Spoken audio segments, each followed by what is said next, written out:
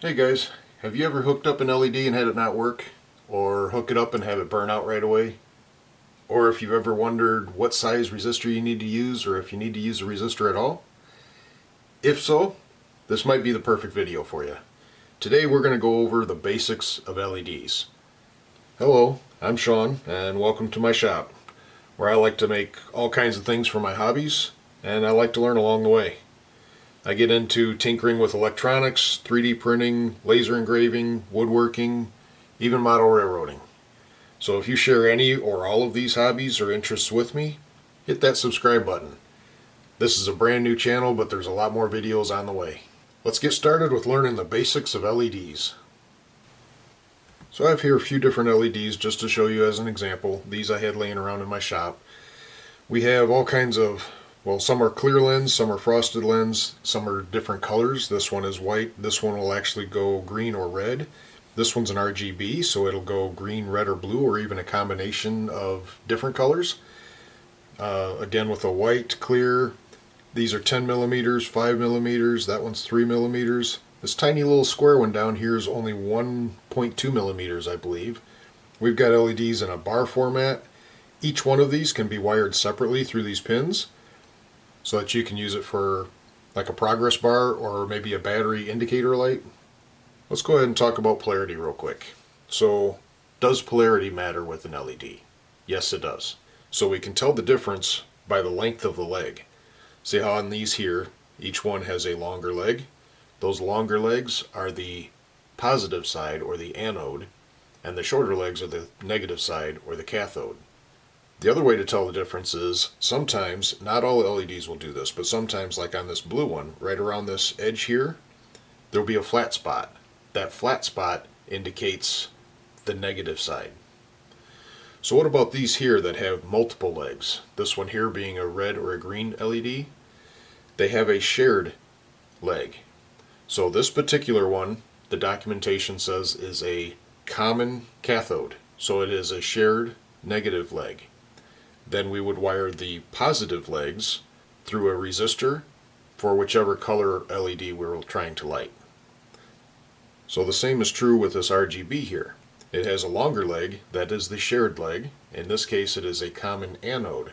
So our longer leg is going to be hooked up to a positive, and the other three legs, depending on which color we're trying to light up, would go through a resistor and to the negative side. One of the great things about LEDs is how efficient they are.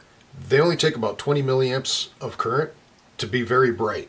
And if we wire several of them up together, they're bright enough to power a room, but don't take a lot of energy. The downside is they'll only take about that 20 milliamps worth of current going through them. If we try to pass more current through them, they'll get damaged. So what happens if we hook up an LED without the resistor? As you can see right here, we've got a white LED with a 330 ohm resistor hooked up to 5 volts. And it's nice and bright, about the perfect brightness.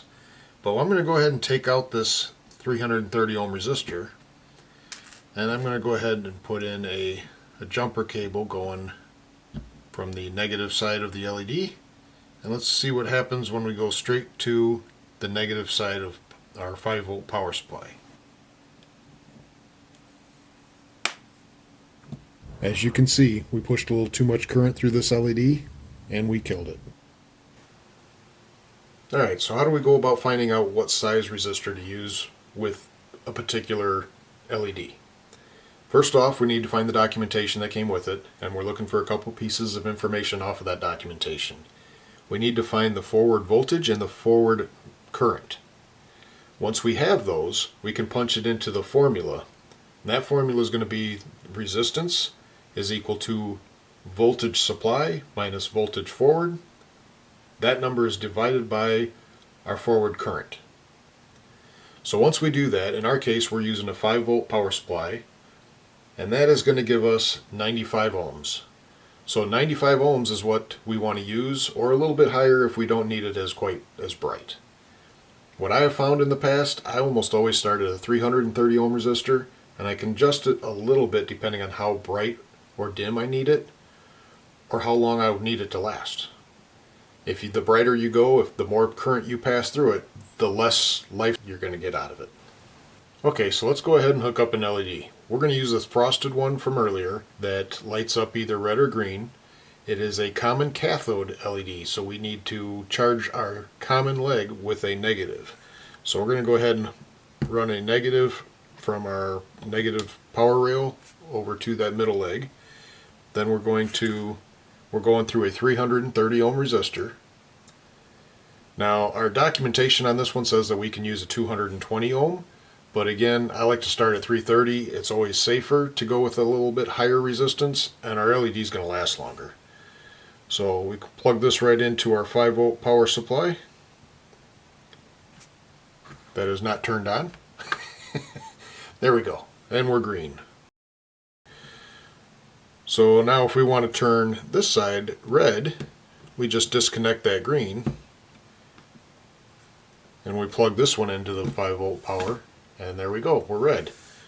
We can leave the red on, turn the green on, and we have orange. We can combine those red and green LEDs to make the orange. Same thing's true with the RGB. That's how you can combine either your red, green, or blue to get all sorts of different colors.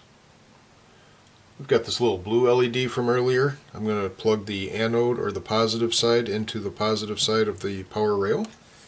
I'm going to go ahead and use a 330 ohm resistor, and we'll just move that over to our negative, and there we go. And that's even nice and bright at 330 ohms. Let's try one more. We'll put this one across the valley of the breadboard there, and we can use another 330 ohm resistor to one of these, going to our negative, and then we're going to run a jumper from that same one over to our positive, and that's how you light that up. So this one is a better example of that bar full of LEDs, in which we're using the Arduino to send 5 volts to each pin individually, programmatically, so that we can turn them each on and off as needed and make it look like that light is moving. We're also using the Arduino here to send the RGB LED 5 volts on the red, then the green, then the blue, so that you can see it changing. So if you've enjoyed this video and you learned anything from it, please hit that subscribe button. It's a brand new channel, but we got a lot more videos coming out soon. Thanks for watching, everybody.